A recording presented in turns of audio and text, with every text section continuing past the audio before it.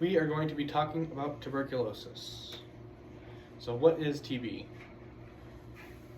Tuberculosis is an infection that typically attacks the respiratory system. It is highly contagious, so there are precautions that the hospital implements for it. Although it used to be an issue in the past, modern times have found cures for it that don't make it as much of a problem as before. One notable thing is, if you have a compromised immune system, you are at a higher risk of getting it and being affected by it. All right, what can we do about TB? The medication that we start off with is called rifampin. It is the best line drug that we have for it right now. The patient is going to be taking this drug for about 6 to 9 months to get fully cured. And anyone else that is near the patient is also going to have to get tested. The patient is going to need a negative airflow room to make sure that the disease is not spread to the other rooms or across the hospital.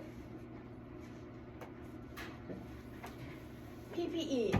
So for PPE, the nurse is going to have to initiate airborne precautions for the patient, meaning they'll have to wear an N95 respirator, gloves, gown, and some sort of eye protection, whether that is a face shield or goggles, or both.